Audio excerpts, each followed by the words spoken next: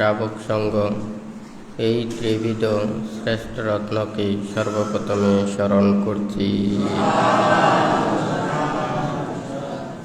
আজকে দুধাঙ্গ কুটিরে উপস্থিত অত্র দুধাঙ্গ কুটিরে সংশ্লিষ্ট দায়ক দায়িকা, উপাসক উপাসিকা তথা চট্টগ্রাম পার্বত্য চট্টগ্রাম হতে আগত সদ্ধর্মের পূজারী নির্বাণকামী দায়ক দায়িকা বৃন্দা, মহাকারণিক তথাগত বুদ্ধির বিরাগময় ধর্ম, ত্যাগময় ধর্ম, নির্বাণ পদায়ক ধর্ম শ্রবণের পূর্বে দেশনার পূর্বে প্রত্যেকের প্রতি মৈত্রীপূর্ণ আশীর্বাদ জানাচ্ছি।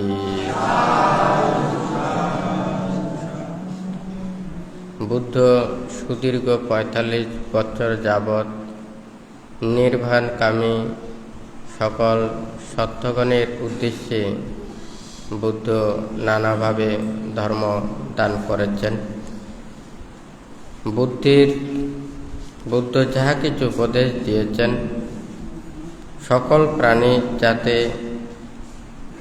নির্বাণ সুখ লাভ করতে পারে, মুক্ত হতে পারে, প্রত্যেকের আদিতে কল্যাণ, মধ্যে কল্যাণ এবং পর্যবসান কল্যাণ সাধিত হয়, সেই জন্য বুদ্ধ নানা প্রকারে নানানভাবে বুদ্ধ উপদেশ দিয়েছেন।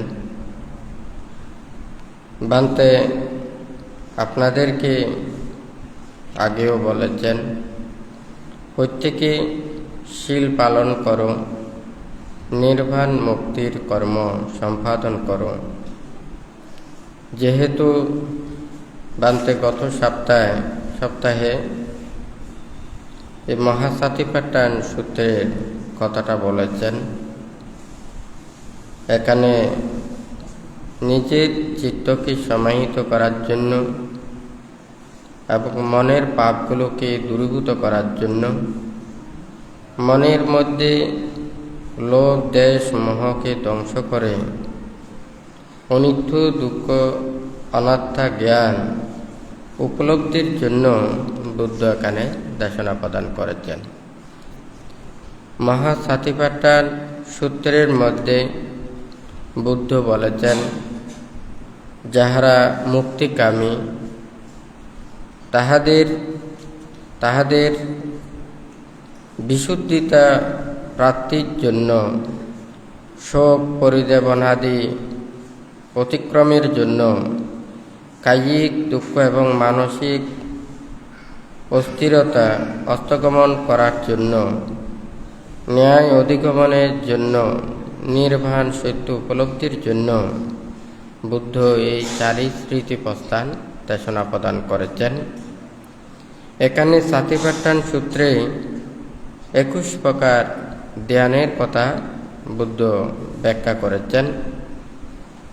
কায়ানুপাসনাতে ১৪ প্রকার ধ্যান, বেদনানুপাসনাতে ১টি ধ্যান, চিত্তানুপাসনায় ১টি ধ্যান এবং ধর্মানুপাসনায় ৫টি ধ্যান।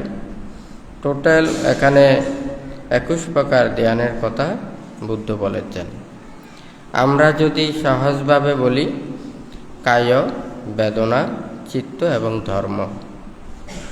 কায়টাকে দেখা যায়, বেদনা, চিত্ত এবং ধর্মকে দেখা যায় না। এখানে কায়ের মধ্যে ১৪ প্রকার ধ্যানের কথা বলেছেন। আজকে এখানে এই যে বেদনা, চিত্ত, ধর্ম, এটা নামের মধ্যে অন্তর্গত, আর কায়টা হচ্ছে যে রূপের মধ্যে অন্তর্গত।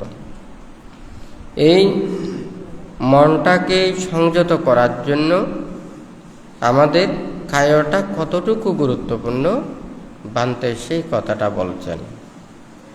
যেমন যাহা কিছু মনের সমস্ত কিছু অস্থিরতাগুলোকে দমন করার জন্য আমাদের এই দেহটাকে ঠিক করতে হবে।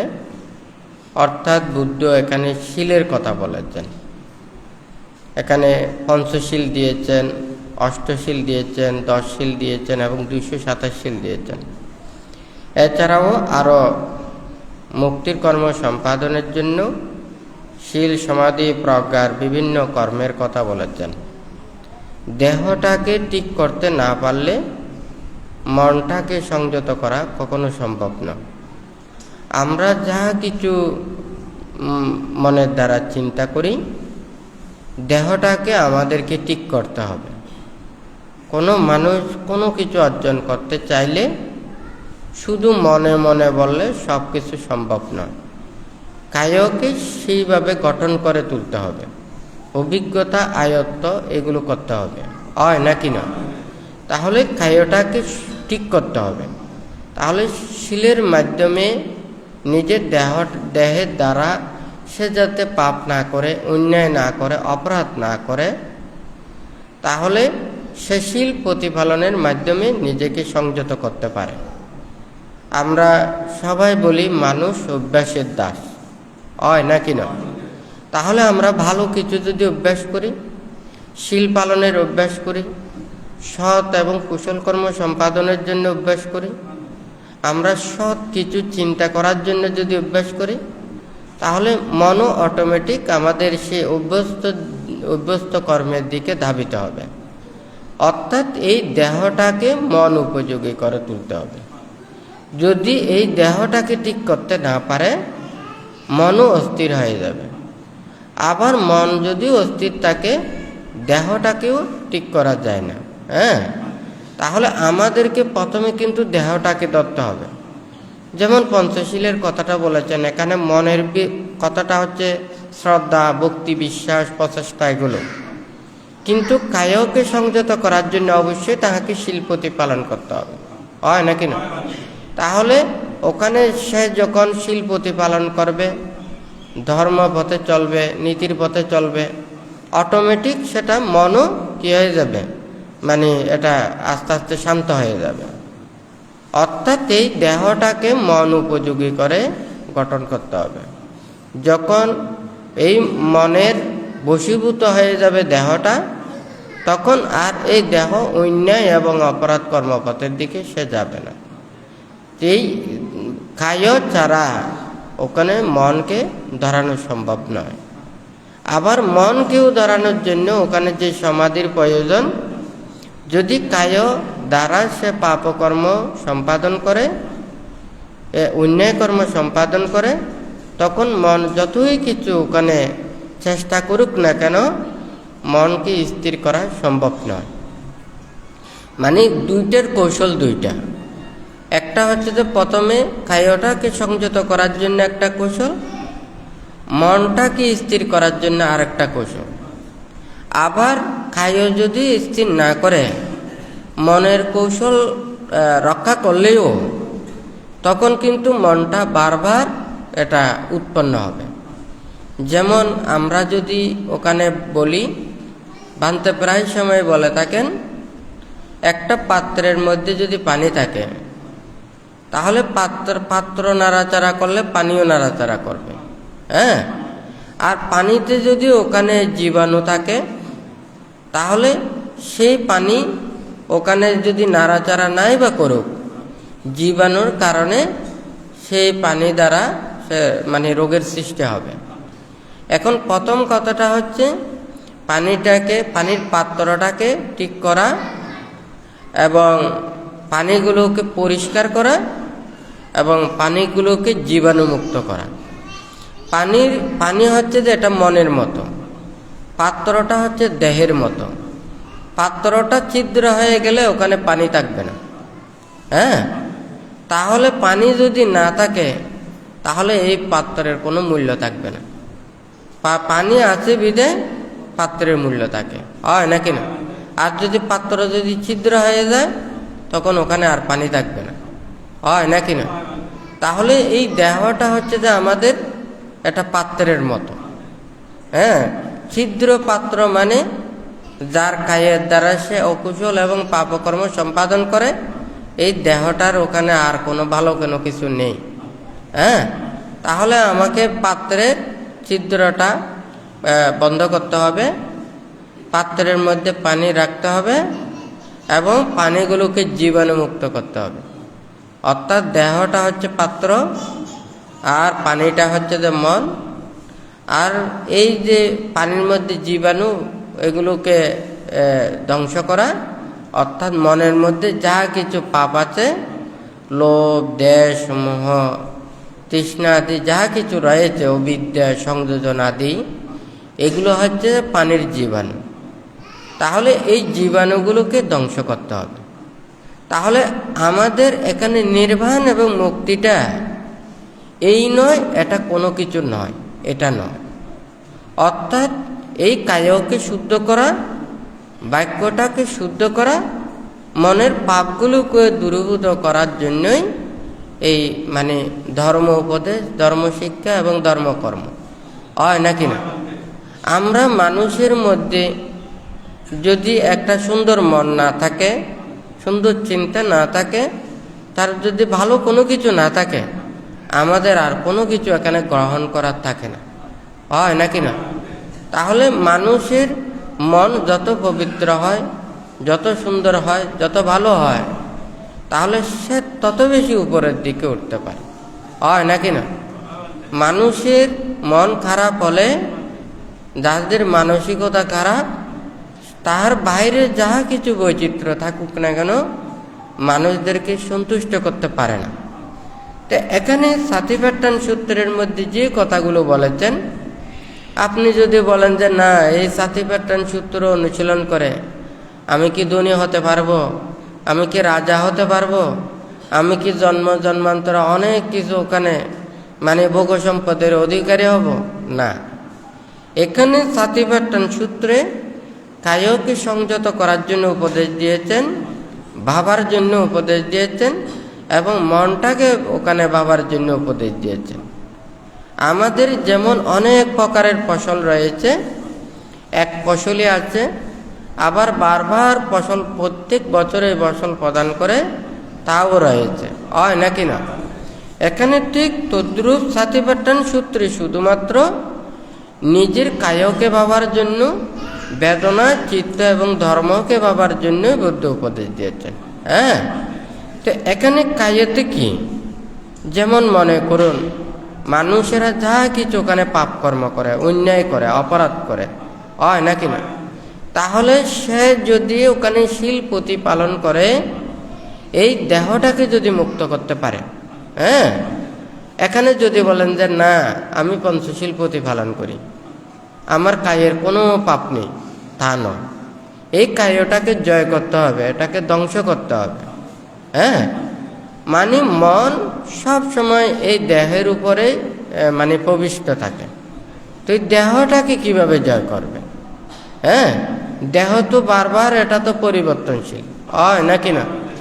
আমরা আস্তে আস্তে বয়স হয়ে গেলে আস্তে আস্তে বৃদ্ধ হয়ে যাবে, হয় নাকি না? এই ইন্দ্রিয়গুলো আস্তে আস্তে এগুলো কমে যাবে, হয় নাকি না?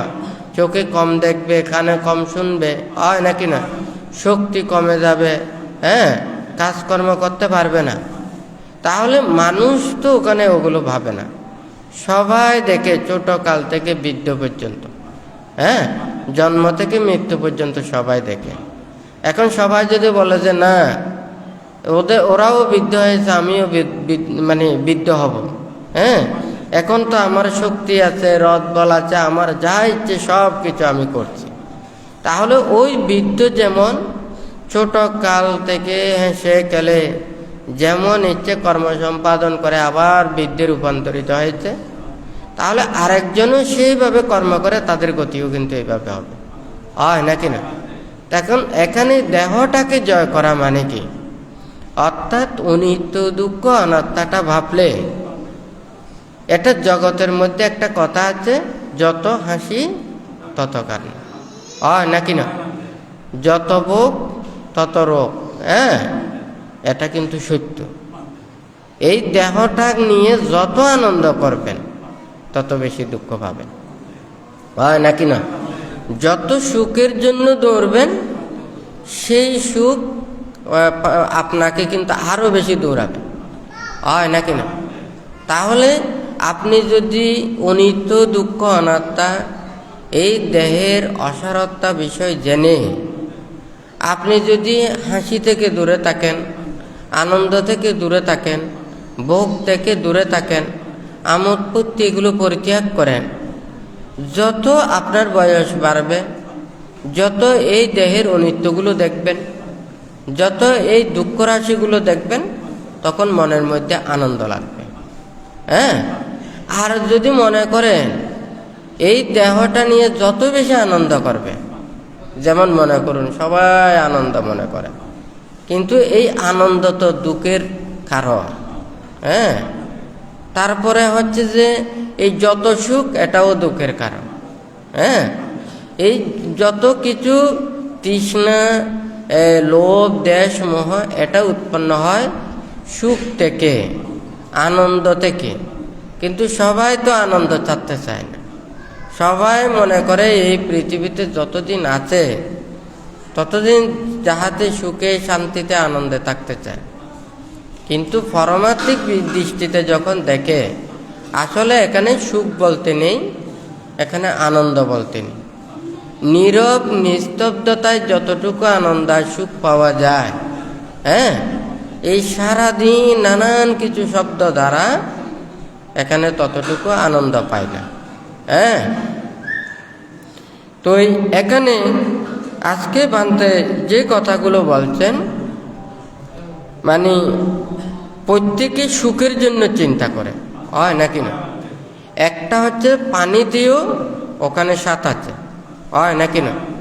কিন্তু ওখানে পানির সাথে যদি কোনো কিছু মিশ্রিত করা হয়, এটা কিন্তু এই স্বাদটা কিন্তু এখানে এটা ক্ষণস্থায়ী, আর পানিটা হচ্ছে যে দীর্ঘস্থায়ী।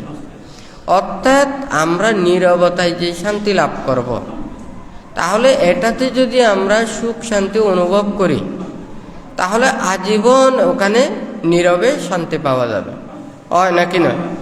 কিন্তু যারা মনের নানান কিছু আনন্দ দ্বারা যদি সে শান্তি পেতে চায়, তাহলে দেখা যাবে যে কি শরীর ঠিক থাকবে না, ইন্দ্রিয় ঠিক থাকবে না, মন ঠিক থাকবে না। প্রতিটা মুহূর্তে এই সুখ দুঃখ এবং এটা উঠানামা করবে। দুঃখকে করোনা ভয়। হ্যাঁ, তো এই যে কথাটা বলেছেন, দুঃখকে ভয় না করার জন্য, হ্যাঁ, আর সুখকে ত্যাগ করার জন্য। কারণ এই সুখ থেকেই তো যা কিছু উৎপন্ন হয়। এখন যদি মনে করেন লাভের কথা পরিত্যাগ করেন, স্বার্থের কথা পরিত্যাগ করেন, সুখের কথা যদি পরিত্যাগ করেন, আমিত্ব যদি পরিত্যাগ করেন, হ্যাঁ, তাহলে আপনাদের মধ্যে আর কোনো দুঃখ থাকবে না। কিন্তু আমাদের মধ্যে এগুলো আমরা পরিত্যাগ করতে পারি না। হ্যাঁ, স্বার্থ পরিত্যাগ করতে পারি না, আমার পরিত্যাগ করতে পারি না, আমিত্ব পরিত্যাগ করতে পারি না, হয় নাকি না? লাভের কথাটা পরিত্যাগ করতে পারি না। হ্যাঁ, সুখ এটা আমরা পরিত্যাগ করতে পারি না, যার কারণে এই দুঃখগুলো উৎপন্ন হয়। হ্যাঁ, তো বুদ্ধ বলেছে যে এই দেহটা পুরোটাই দুঃখ। অর্থাৎ যতদিন পর্যন্ত এই দেহের প্রতি আসক্তি থাকবে, ইন্দ্রিয়ের প্রতি আসক্তি থাকবে, এই পৃথিবীতে পুনঃ পুনঃ এই জন্ম লাভ করতে হবে, পুনঃ পুনঃ দেহ ধারণ করতে হবে। আর মনটা যদি এই দেহ থেকে যদি বিচ্ছিন্ন হয়ে যায়, হ্যাঁ, তখন আর কোনো দেহ ধারণ করবেন। তাহলে দেহটাকে জয় করতে হবে নির্বাণ এবং মুক্তির জন্য। তো দেহটাকে এই জয় করার জন্য অনেক প্রকারের এই প্রচেষ্টাগুলো। হ্যাঁ, এখানে আপনাকে মাটির মতো হয়ে যেতে হবে, পানির মতো হয়ে যেতে হবে, কুটির মতো হয়ে যেতে হবে। হ্যাঁ, এখন তো আমাদের মান অহংকার, হ্যাঁ, আমরা যত উপরে শিক্ষিত হই তত বেশি আমাদের মান অহংকার বাড়ে, হয় নাকি না? আমরা যত উপরে পদোন্নতি হই তত বেশি আমাদের অহংকার বৃদ্ধি পায়, হয় নাকি না? এইটাই তো আমরা উপরে উঠতেছি অহংকারের জন্য, সেই অহংকার আমাদের ওখানে পতন সৃষ্টি করে দেয়, হয় নাকি না? তাহলে আপনি উপরে উঠবেন, সদ্গুণ অর্জন করবেন, সৎ জ্ঞান লাভ করবেন, কিন্তু মান পরিত্যাগ করতে হবে, হয় নাকি না? বুদ্ধির এতগুলো জ্ঞান ছিল, এতগুলো প্রজ্ঞা ছিল, এতগুলো মুক্তির কর্ম সম্পাদন করেছেন। উনি দিনে রাতে 24 ঘন্টা কি শুধু দেশনা করেছেন? হ্যাঁ, আমাদের ভিক্ষু সামন তথা যারা মুক্তিগামী শক্তদেরকে কিভাবে উপদেশ দিয়েছেন? যতটুকু প্রয়োজন ততটুকু বলে, এরপরে ধ্যান করা, নীরবে থাকা। হ্যাঁ, সারা রাত ভিক্ষু সংঘরা কি করতেন? বনে জঙ্গলে ওখানে ধ্যান করতেন, হয় নাকি না? বুদ্ধও নীরবে থাকতেন। কারণ আমরা যখন কথা বলি তখন দেখা যায় মানে একটা না একটা বাদ বিবাদ সৃষ্টি হয় নাকি না? তাহলে এগুলো সম্পূর্ণ পরিত্যাগ করে যেটার কর্ম করার সেই কর্মগুলো বলে নীরবে থাকাটাই হচ্ছে ভালো কর্মপথ। বুদ্ধ কাজ করেছেন, শুধু দেহটাকে রক্ষা করার জন্য যতটুকু প্রয়োজন ততটুকুই শুধুমাত্র ওখানে কাজগুলো করেছেন। কারণ এই কাজ যখন বর্ধিত হবে তখন মনের অস্থিরতা সৃষ্টি হবে। তাহলে কাজ কমাতে হবে যাতে মন যাতে অস্থিরতা না হয়। তাহলে আমাদের সেই কাজগুলোকে কমানোর জন্যই আমাদের অষ্ট পরিষ্কারগুলো দিয়েছেন। দেহকে রক্ষা করার জন্য যতটুকু বুদ্ধ এতটুকু শাসন করেছেন, হ্যাঁ, অনুশাসন করেছেন। কোটি কোটি ভিক্ষু শ্রামণদেরকে উপদেশ দিয়েছেন। হ্যাঁ, মুক্তিকামী ওখানে অগণিত ওখানে সত্যদেরকে উপদেশ দিয়েছেন। বুদ্ধের কাছে কি ছিল? উনি কি করেছেন? উনি দিনে রাতে ধ্যান করতেন, দেশনাদি দিতেন, উপদেশ দিতেন এবং নিজের যাহা অষ্ট পরিষ্কার দিয়ে এই বুদ্ধির জ্ঞানের কথা ওগুলো ভাবতেন। যতক্ষণ উপদেশ দিতেন ততক্ষণ উপদেশে থাকতেন। এই নিজের কর্তব্য কর্ম ছেড়ে তখন বাদ বাকি সব সময় সে বুদ্ধের এই নির্বাণ পদায়ক ধর্মের বিষয় নিয়ে উনি চিন্তা করতেন, ভাবনা করতেন। এখন পান্তার কথা বোঝা গেছে? তাহলে মনে করেন এখন আপনারা তো সংসারের মধ্যে দেখা যায় যে যত বেশি উন্নতি লাভ করতে পারে তত বেশি ভালো, তত বেশি খুশি, হয় নাকি না? যেমন মনে করেন প্রথমে সংসারে আবদ্ধ হন, কি খুশি আনন্দ, হয় নাকি না? আবার ওখানে সন্তান সন্ততি হবে, আরো কত আনন্দ, হয় নাকি না? তারপরে কিছুদিন বাদে এই সংসার বর্ধিত হতে হতে আনন্দ যত বাড়াবেন এইদিকে কিন্তু আরো ওখানে নিরানন্দ এগুলো টান দেবে, হয় নাকি না? প্রথমে হচ্ছে যে নিজের দুঃখ, সংসারে বদ্ধ হয়ে স্বামী স্ত্রীর দুঃখ, হ্যাঁ, সন্তান সন্ততি হলে তখন এই সন্তান সন্ততির যা কিছু দুঃখ, হয় নাকি না? নাতিপতি হলে তারপরে এইগুলোর দুঃখ, হয় নাকি না? আগে ছিল যে শুধুমাত্র নিজের দুঃখগুলো, এখন এগুলোর কারণে এই দুঃখটা বর্ধিত হয়। কিন্তু সবাই তো সেটা চিন্তা করে না, সবাই সেটা ভাবে না। বুদ্ধ যে কর্মপথগুলো বলেছেন আমাদের এই দেহটাকে সুখের কথা নয়, এই দেহটাকে দুঃখের কথাই বলেছেন। এই দেহটাকে লালন পালন করতে গিয়েই তো এত পাপ কর্ম করতেছে, হয় নাকি না? তাহলে এটাকে যদি দুঃখ ভাবত তাহলে অন্যায় অপরাধ এগুলো করতো না। আমি দুঃখের খোঁজা পালানোর জন্য আরো পাপ করতেছি, অন্যায় করতেছি, হয় নাকি না? তাহলে সে যদি এটাকে দুঃখ বলে জানে সে পাপ করবে না। অর্থাৎ সে যদি মান অহংকার, হ্যাঁ, আমিত্ব এগুলো যখন মানে মানুষের সৃষ্টি হয়, একটা মনে করেন ব্যাটারিতে কোনো চার্জ নেই, প্লাস মাইনাসের কোনো ধরনের ওখানে সংঘর্ষ হবে না, হয় নাকি না? চার্জ যত বাড়বে তত শর্টও বেশি করবে, হ্যাঁ, শব্দও তত বেশি করবে, হয় নাকি না? তখন চিন্তা করলাম মানুষকে উপরে তুললাম, উপরে তুলে দেখা যাচ্ছে যে মানুষের আত্ম অহংকার বৃদ্ধি পেয়েছে, তখন মান অহংকার বৃদ্ধি পেয়েছে, তখন সে লজ্জাবোধ বৃদ্ধি পাচ্ছে, হ্যাঁ, সম্মানিত মানুষদেরকে অসম্মানিত করলে তখন খারাপ লাগতেছে। তারপরে যার মান সম্মান নেই সেইভাবে থাকলে তো আরো ভালো দেখলাম। তখন চিন্তা করলাম যে না, উপরে ওঠা ভালো নয়, নিচে থাকাটাই অনেক ভালো, হ্যাঁ। কিন্তু বুদ্ধ তো নিচে থাকতে বলে নাই, বুদ্ধ উপরে উঠতে বলেছেন, সৎ জ্ঞান অর্জন করতে বলেছেন, মান অহংকার পরিত্যাগ করতে বলেছেন, হয় নাকি না? তাহলে বুদ্ধির তো এখানে বুদ্ধ বিকারী না, বুদ্ধ জ্ঞানের পূর্ণাঙ্গ অধিকারী।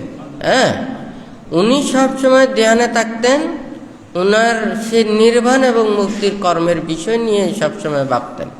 হ্যাঁ, আর বাদ বাকি ধর্ম উপদেশ দিতেন এবং ধর্মোপদেশ শিক্ষাগুলো দিতেন। এইগুলো ছাড়া আর বাদ বাকি কোনো কিছু চিন্তা ওনার ছিলেন না। হয় নাকি না? কিন্তু আমরা তো সেইভাবে ওখানে থাকতে পারি না। হয় নাকি না? মানুষ যত বাড়াতে পারে তত বেশি খুশি মনে করে, কিন্তু এটা তো তত বেশি দুঃখ। হয় নাকি না? আপনার মনে করেন ঘর একটা আছে, তাহলে চিন্তা করতে হচ্ছে একটা ঘরের জন্য। হয় নাকি না? ওখানে যদি 4-5টা যদি ফ্ল্যাট থাকে, তাহলে 4-5টা ফ্ল্যাট এগুলোর কথা চিন্তা করতে গিয়ে, এগুলো রক্ষা করতে গিয়ে নানান প্রকারের অপকর্মের শিকার করতে হচ্ছে। হয় নাকি না? আমরা এই দেহটাকে রক্ষা করার জন্য বাহ্যিক বিষয়বস্তুকে যত বেশি আপন করে নেব, আমরা তত বেশি দুঃখ সৃষ্টি করব। হয় নাকি না? আর যদি মনের মধ্যে এটা থাকে, আমার যতক্ষণ পর্যন্ত এই পৃথিবীতে আমরা আছি, আমাদের একটা দায়িত্ব আছে, আমাদের কর্তব্য আছে, আমাদের কর্মপথে চলতে হবে, এটা চিন্তা করে আমাদেরকে চলা উচিত। আমরা যদি এখানে যদি কৃতকার্য যদি নাও হয়, এখানেও যাতে মনস্তাপ যাতে না থাকে, অসহায়ত্ব যাতে না থাকে, এটা থাকতে হবে, অর্থাৎ সন্তুষ্টিটা। হ্যাঁ, যথা লাভে সন্তুষ্টি।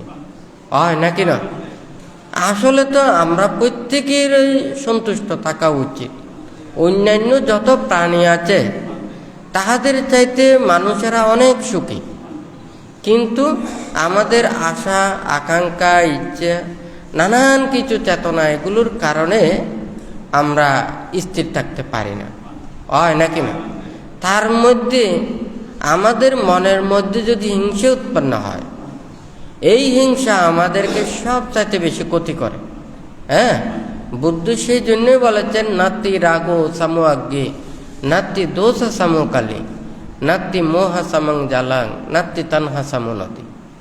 এখন আপনারা দেখেন, যখন পৃথিবীতে আমাদের এতগুলো প্রযুক্তি ছিল না, এতগুলো জ্ঞানের শিক্ষা ছিল না, এতগুলো যখন আবিষ্কার হয় নাই, তখন মানুষেরাও যুদ্ধ করেছে, তখন মানুষের এতগুলো হতাহত হয়নি। একটা রাজ্যের যখন আরেকটা রাজ্যের দখলের জন্য যুদ্ধ হতো, তখন জনগণের যাতে কষ্ট না হয়, তারা কি করত? দুই দেশের মধ্যে, দুই রাজ্যের মধ্যে যুদ্ধ বানাতো। এখন যাতে যুদ্ধরা যেই যুদ্ধ জিতবে, হ্যাঁ, তাহলে সেই রাজ্যে জয়লাভ করবে। মানুষের যাতে ক্ষতি না হয়, ধন সম্পদের ক্ষতি যাতে না হয়, তাহলে ক্ষতি হলে মাত্রই 1-2 হবে। হয় নাকি না? তখন সাধারণ মানুষের রাজ্যেরও কোনো কিছু এত ক্ষতি হতো না, রাজ্যের ধন সম্পদও নষ্ট হতো না।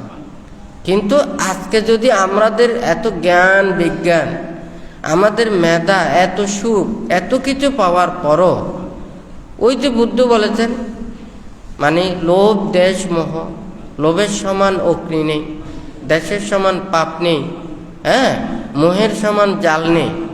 আজকে সেই জাল, সেই অগ্নি, সেই হিংসা পাপ, এগুলোই পুরো পৃথিবীকে ছারখার করে ফেলতেছে। কতটা ঠিক নাকি বেঠিক? আমি যদি আরেকজনের প্রতি যদি হিংসা করি, সেও আমার প্রতি হিংসা করবে। আবার আমি হিংসা না করলেও সে হিংসা করতে পারে। হয় নাকি না? তার যদি হিংসাটাই যদি স্বভাব হয়, হয় নাকি না? আরেকজনের যে সুখটা সহ্য করতে পারে না, সেটা যদি তার মধ্যে হিংসা ভাব থাকে, আরেকজনের তার মঙ্গলকামী হলেও তার প্রতি হিংসা থাকবে। হয় নাকি না? আজকে পুরো পৃথিবীতে এখানে কোনো যুদ্ধ নেই। যুদ্ধ হচ্ছে যে কি? এই লোভের যুদ্ধ, দেশের যুদ্ধ, মোহের যুদ্ধ। হয় নাকি না? আজকে যদি লোভ পরিত্যাগ করত, দেশ যদি পরিত্যাগ করত, মোহ চক্রান্ত এগুলো যদি পরিত্যাগ করত, তাহলে এই পৃথিবীতে এতগুলো এই অশান্তিগুলো থাকতো না। তাহলে এখন যে অগ্নি জ্বলছে এটা হচ্ছে যে লোভের অগ্নি। হ্যাঁ, বাহিরে যা কিছু আগুনের মাধ্যমে যতটুকু জ্বলে, দেখুন তার চাইতে বেশি লোভের আগুন জ্বলতেছে, হয় নাকি না? দেশ হিংসার আগুনে জ্বলতেছে। হ্যাঁ, তাহলে একজন মানুষের মনে করেন ওখানে বড় বড় দাবানল হয়, ওখানে কতটুকু মাত্র ক্ষতি করে, কিন্তু আমরা ওখানে যে বোমাগুলো ওখানে জ্বালাচ্ছি, তাহলে এটা কিন্তু সবচাইতে আরো বেশি ক্ষতি করছে। হ্যাঁ, পৃথিবীর আবহাওয়া নষ্ট করছে, অক্সিজেন নষ্ট করছে, হয় নাকি না? কিন্তু আমাদের এত জ্ঞান, এত প্রযুক্তি, এত শিক্ষা, এতগুলো আমরা শিক্ষা অর্জন করে আমরা উপরের দিকে যেতে পারছি না। হ্যাঁ, আমরা বরঞ্চ আরো নিচের দিকে যাচ্ছি। যেমন এই মাটি থেকে যত উপরে উঠবেন তত আনন্দ লাগবে, হয় নাকি না? কারণ নিচে থেকে দেখতে এত বেশি সুন্দর লাগে না। যত উপরে উঠেন না, হেলিকপ্টারে উঠেন আরো সুন্দর লাগবে, বিমানে উঠেন আরো সুন্দর লাগবে। যত উপরে উঠবেন পৃথিবীর বৈচিত্র্যগুলো তত বেশি দেখবেন, হয় নাকি না? আবার যখন উপর থেকে পড়বেন ব্যথাটাও তত বেশি পাবেন, হয় নাকি না? তাহলে ঠিক তদ্রূপ আজকেও আমাদের মানুষের মধ্যে যতদিন এই লোভ, দেশ, মোহ, এই হিংসা, বিদ্বেষ এগুলো যদি আমাদের মন থেকে যদি দূরীভূত করতে না পারে, তাহলে এই পুরো পৃথিবীটা যদি স্বর্গের মতনও যদি তৈরি করে দেয়, আমরা কেউ শান্তি পাব না। হ্যাঁ, আপনাদেরকেও যদি বলি, আপনারা যদি মনে করেন অবিশ্বাসের রাজ্যে না থেকে বনের মধ্যে পশু পাখিদের মধ্যে যদি আপনারা যদি থাকেন, এখানেও শান্তি পাবেন, এখানেও ওখানে স্বস্তিতে থাকতে পারবেন। ওখানে বনের পশু পাখিকে ভয় করে যতটুকু আমরা ভয় পাই, তার চাইতেও বেশি ভয় করছে আমরা মানুষদেরকে, হয় নাকি না? দেখুন, মানুষকে যতটুকু মানুষ আঘাত দিতে পারে, অন্যান্য প্রাণীরা ততটুকু আপনাদেরকে আঘাত দিতে পারে না। আমাদের এই মুখটা সময়ে হয় মধুর মতো, সময়ে এই মুখটা এটা আড়ার মতো, বিষাক্ত ছেলের মতো, হয় নাকি না? কারণ এই মুখটা আমাদেরকে, মানুষদেরকে অন্তরে দুঃখ দিতে পারে, আঘাত দিতে পারে, কষ্ট দিতে পারে, আবার সুখও দিতে পারে, শান্তিও দিতে পারে। আর মুক্তির কথা, জ্ঞানের কথা বলে তাদেরকেও ওখানে মুক্ত করতে পারে, হয় নাকি না? আজকে আমাদের যতদিন পর্যন্ত এই শিক্ষাটা মানুষের মধ্যে উৎপন্ন হোক, আমরা লোভ, দেশ, মোহ এগুলোকে ধ্বংস করে, আমরা হিংসা, বিদ্বেষ এগুলোকে পরিত্যাগ করে একে অপরের সাথে সহযোগিতা, সহমর্মিতার মধ্যে থেকে আজকে যারা আমাদের অতীত হয়ে গেছেন, আপনাদের দাদু ছিল, দাদুর পরে আপনাদের বাবারা ছিলেন, কথাটা ঠিক নাকি বেটি? তাহলে আপনাদের দাদুরা যাহা কিছু অর্থ সম্পদ আয় করেছেন, জোগাড় করেছেন, তাহলে আপনাদের মাতা পিতাদেরকে দিয়ে গেছেন, হয় নাকি না? আপনাদের মাতা পিতারা যাহা কিছু অর্জন করেছেন, ছেলে মেয়েদেরকে দিয়ে গেছেন, সন্তানদেরকে দিয়ে গেছেন, হয় নাকি না? তাহলে অতীত যারা তারা অর্জন করেছে সেগুলো পরবর্তী প্রজন্মকে দিয়ে যায়।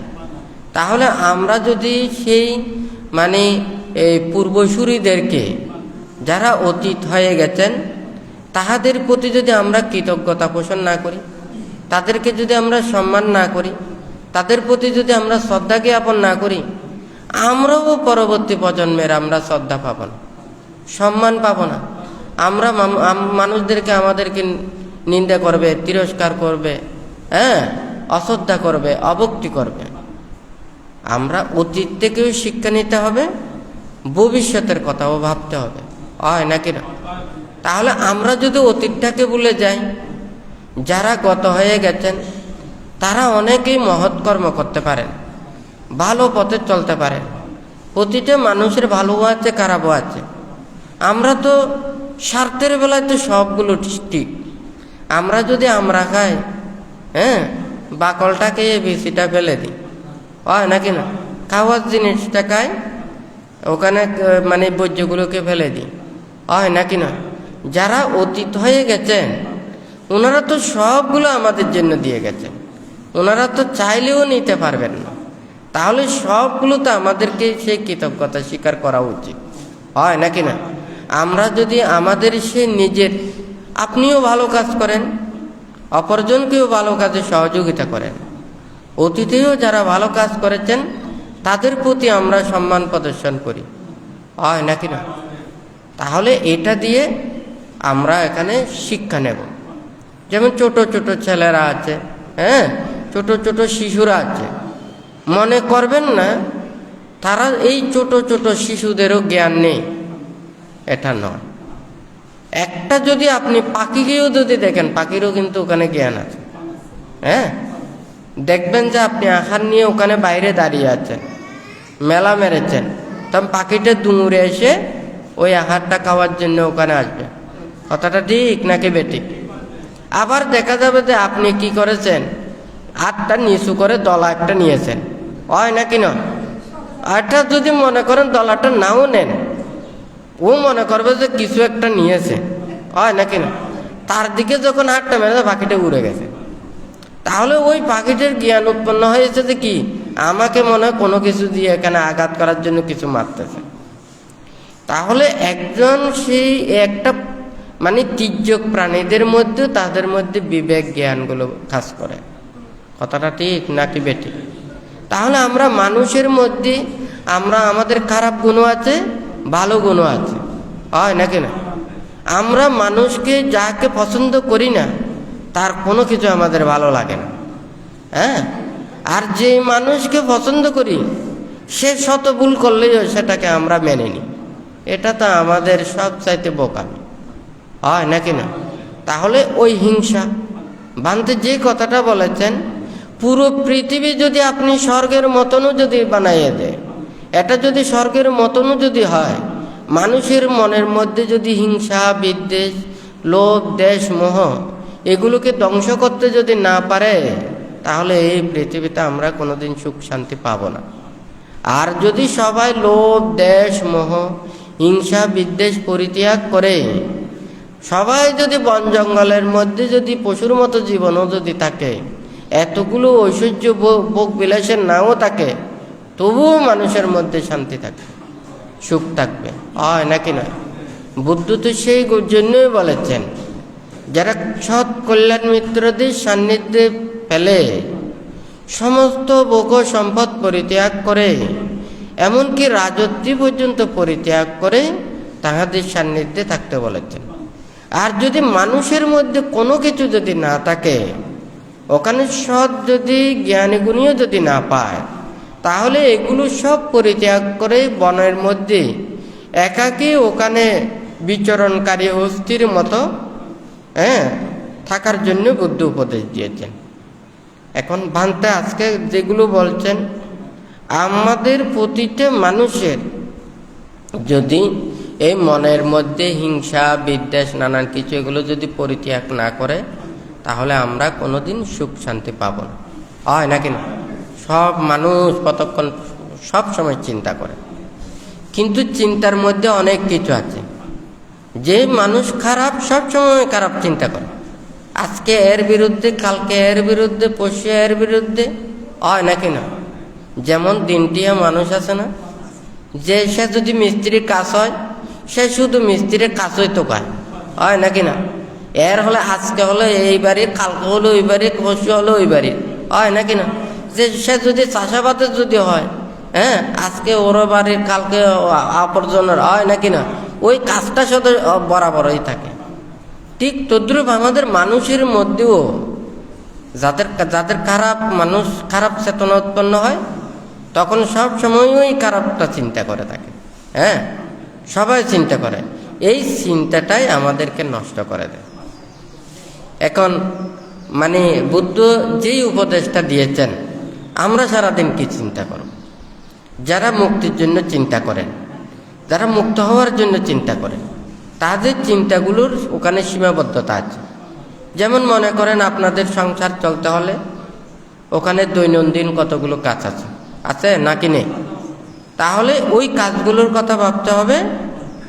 এবং পরিবার পরিজনের যেগুলো মঙ্গলসূত্রের মধ্যে বুদ্ধ 38 প্রকার মঙ্গলের কথা বলেছেন, গৃহপতি সূত্রের মধ্যেও ওখানে দায়ক দায়িকারা কিভাবে সংসারের মধ্যে থাকবেন সেই উপদেশগুলো দিয়েছেন।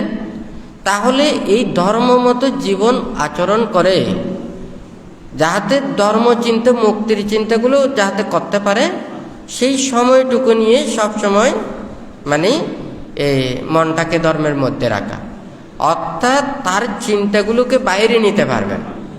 এখন যদি মনে করেন সারা রাজ্যের কথা চিন্তা করেন, এগুলো শেষ করতে পারবেন? হ্যাঁ, দেশের মধ্যে বিদেশের মধ্যে বিশ্বের মধ্যে কত জগৎ রয়েছে। হ্যাঁ, এই জগতের এগুলো আলাপ আলোচনা চিন্তা চেতনা এগুলো করে শেষ করতে পারবেন না। হ্যাঁ, তাহলে এই চিন্তা করতে করতে আরো মনের মধ্যে হিংসা উৎপন্ন হবে, বিদ্বেষ উৎপন্ন হবে, রাগ উৎপন্ন হবে, হয় নাকি নয়, নানান কিছু উৎপন্ন হবে। এগুলো সব পরিত্যাগ করে নিজেকে রক্ষা করার চিন্তা, ধর্ম চিন্তা এবং মুক্তির চিন্তা করার জন্য বুদ্ধ উপদেশ দিয়েছেন, হয় নাকি না? যেমন মনে করুন কোনো মানুষকে যখন আমরা দেখি, অটোমেটিক কিন্তু ওখানে জানা যায় যে কোনো একটা চিন্তা করছে, কিন্তু এই চিন্তাটা মানুষের যদি ভালো হয় সে অবশ্যই ভালো কাজ করবে। আর এই চিন্তাটা যদি খারাপ হয়, সে তার মুখে যতই মধুর হোক না কেন, ওখানে যতই ভালো কাজ দেখাক না কেন, কিন্তু সেই কাজটা কোনো দিন ভালো হবে না, এটা খারাপই হবে। আমরা যখন শরীরটা ভালো থাকে, যখন আমরা রোগে আক্রান্ত হয় না, যখন সুখ অনুভব করে, মনে হয় যেন পুরো পৃথিবীতে মনে হয় এখানে সুখের ভাণ্ডার হয়ে গেছে, হয় নাকি না, স্বর্গ এসে গেছে। কিন্তু আসলে এই স্বর্গ তো ক্ষণস্থায়ী।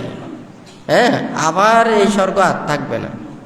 যেখান থেকেই মানে সুখ উৎপন্ন হচ্ছে, এখান থেকেই দুঃখ উৎপন্ন হবে, হয় নাকি না?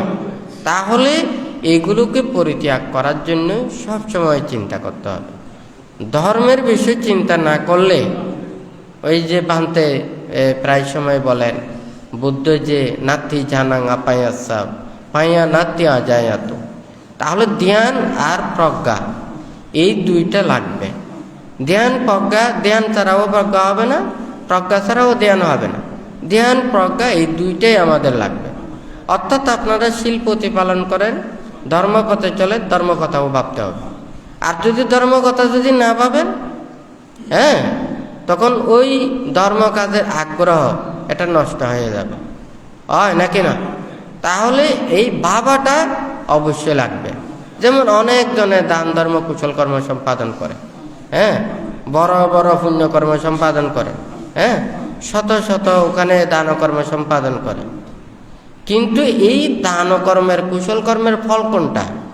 যেমন মনে করুন আপনার সামনে যদি এই পৃথিবীর যত রসনা জাতীয় আহার রাখুক না কেন, আপনার যদি রুচি না থাকে, আপনার পেট যদি ঠিক না থাকে, আপনার যদি সেগুলো খাবার যদি অভ্যস্ত না থাকে, তাহলে এত কিছু সুস্বাদুও আপনাকে তৃপ্তি দান করতে পারবে না, আপনি তৃপ্তি পাবেন না, হয় নাকি নয়?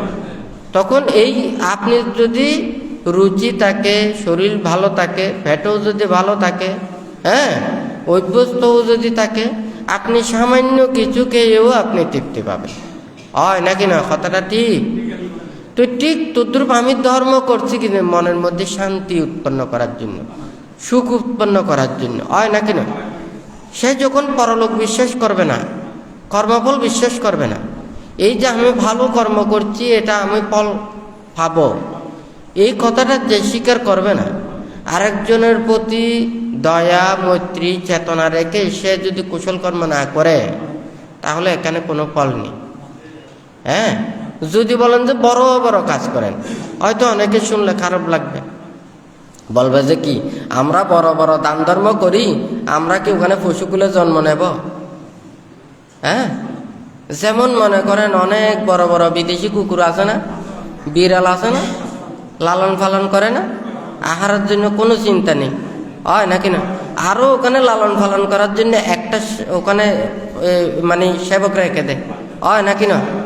অসুখ বিসুখ হলে ওখানে নিয়ে আবার ডাক্তারের কাছে চিকিৎসা করে। এরা কিন্তু খুব ধনী ছিল, হ্যাঁ, কর্মফল বিশ্বাস করতো না। মন নিকৃষ্ট চেতনায় কুশল কর্ম করেছে, সে কর্মের বিভাগে ওরা নিকৃষ্ট প্রাণী হয়ে জন্ম নিয়েছে। তার মধ্যে যদি এই চেতনা থাকতো, আমি কর্মফল বিশ্বাস করতাম, জন্ম জন্মান্তর বিশ্বাস করতাম, আমি এই যে ফল, এটা ফল লাভ করব, এটা আমার পরবর্তী প্রজন্মে আমরা এটার ফল প্রদান করবে। যেমন মনে করুন, আমি আপনাকে ওখানে 1 কেজি চাল দিলাম, 1 কেজি ধান দিলাম। আপনি চিন্তা করেছেন, না আমার এই 1 কেজি ধানকে এগুলোকে বাড়াতে হবে, এগুলোকে বৃদ্ধি করতে হবে, আমাকে অনেক কিছু অর্জন করতে হবে। আপনি যদি একটা জায়গাটাকে সুন্দর করে ওখানে পরিষ্কার করে ওখানে যদি এগুলো চাষ করে যদি এটা বর্ধন করেন, তাহলে 1 কেজি থেকে অনেক হবে, হয় না কেন? আর যদি আপনাকে দিলাম, আপনি এগুলোকে গ্রহণ করেন না, আপনি কালে ফেলে দিয়েছেন, পুকুরে ফেলে দিয়েছেন, সব পচে যাবে। কতটা ঠিক নাকি বেঠিক? আজকে মানুষদের যদি বলি, পাপ করে, অন্যায় করে, অপরাধ করে, হ্যাঁ, আমার টাকা আছে, পয়সা আছে, ধন আছে, দৌলত আছে, আমার বাড়ির পাশে হোক, বাইরে দূরে হোক, একজন মানুষ ক্ষুধার্ত, সেই ক্ষুধার্ত মানুষকে দিলে সে যতটুকু তৃপ্তি লাভ করবে, আমার নামের জন্য দিলে ততটুকু আমরা ওখানে পুণ্য পাব না। হ্যাঁ, যেটা দিয়ে সব চাইতে 1 ফোঁটা আপনি ওখানে মধু দেন, হয় নাকি না? 1 ফোঁটা মধুতে ওখানে 10টা 20টা পিঁপড়া আপনার এগুলো মধু খেয়ে কিন্তু তৃপ্তি লাভ করবে, হয় নাকি না? আর 1 ফোঁটা মধু যদি মানুষকে দেন, হ্যাঁ, এর তৃপ্তি পাবে। তাহলে ঠিক তদ্রুপ মানুষের প্রয়োজনটা বড় জিনিস, হয় নাকি না? তাহলে আমরা প্রত্যেকে যে ভালো কিছু লাভ করতে, তাহলে দান ধর্ম কুশল কর্ম সম্পাদন করতে, কারো উপকার করতে, কারো সাহায্য করতে, আমাদের মনটাকে পবিত্র করে করাটা আমাদের উচিত, হয় নাকি না? আমরা এগুলো না করে যদি ভৎসনা করে, তুচ্ছ তাচ্ছিল্য করে, অবজ্ঞা করে, কর্মফলকে অবিশ্বাস করে, নিন্দা করে, তিরস্কার করে, অশ্রদ্ধা করে যদি করা হয়, এই কর্মের বিপাকটা ওই ঠিক তদ্রুপ আমার মন যদি উৎকৃষ্ট হয়, আমি ফলও কিন্তু উৎকৃষ্ট পাব। আমার মন যদি নিকৃষ্ট হয়, তাহলে আমাকে নিকৃষ্টভাবে আমাদের ফলটা পেতে হবে, হয় নাকি না?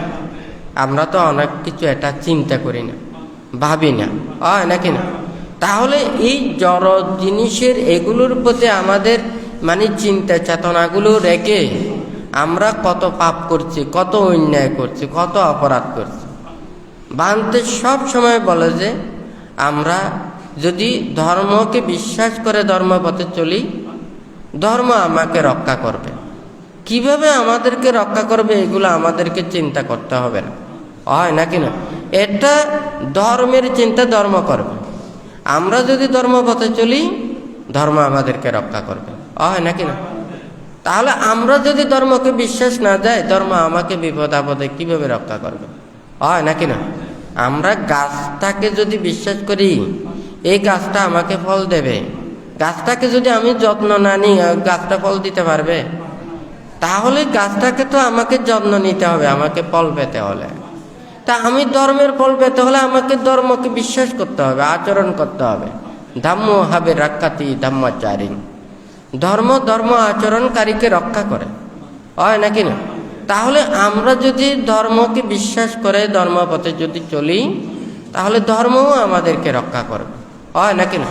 আমরা যদি ধর্মপথে না চলি, ধর্মকে বিশ্বাস না করি, তাহলে শুধু আমরা ধর্মের ফল পাওয়ার জন্য সবসময় চিন্তা করি, তাহলে তো আমাদের তো আরও বেশি ওখানে এই ফল থেকেও আমরা বঞ্চিত হব, হয় নাকি না? তো যাই হোক, আজকে যারা বিভিন্ন জায়গা থেকে সমবেত হয়েছেন, আপনারা প্রত্যেকে শীল পালন করবেন, ধর্মপথে চলবেন, যতটুকু সম্ভব নির্বাণ এবং মুক্তির কথা চিন্তা করবেন। যখন মানুষের এই দুঃখ মুক্তি যা কিছু উপদেশ, যতক্ষণ না পর্যন্ত নিজের মনের মধ্যে চেতনা জাগ্রত না হবে, আগ্রহ প্রচেষ্টা এগুলো না হবে, জন্ম জন্মান্তরের পুণ্য পারমিগুলো বর্ধিত না হবে, হেতু পুত্রগুলো যদি সৃষ্টি না হয়, ততদিন পর্যন্ত মানুষ বুঝতে পারে না। সেই জন্য বুদ্ধ বলেছে যে অবিদ্যা তৃষ্ণার অন্ধকারের মধ্যে পৃথিবীর যে সত্যগণ লোভ দেশ মোহের মধ্যে থেকে মানে এই নির্বাণ এবং মুক্তির কর্মপথের সেই প্রকৃত সুখ শান্তিকে দর্শন করতে পারে না। হ্যাঁ, তো এই মনের মধ্যে যাহা কিছু পাপ অকুশল চেতনাগুলোকে পরিত্যাগ করে প্রত্যেকে যাতে মুক্তির দিকে আসতে পারে, শান্তির দিকে আসতে পারে, সবাই যাতে নির্বাণ সত্যকে উপলব্ধি করতে পারে, সেই ধরনের মনের মধ্যে চেতনা রাখতে হবে। দুর্লভ মানব জন্মকে সার্থকে রূপান্তরিত করতে হবে। এটা যদি আমাদের মনের মধ্যে যদি চেতনা থাকে, আমাদের যদি আগ্রহ থাকে, আমাদের যদি প্রচেষ্টা থাকে, আমরা অবশ্যই এটা আমরা লাভ করতে পারবো।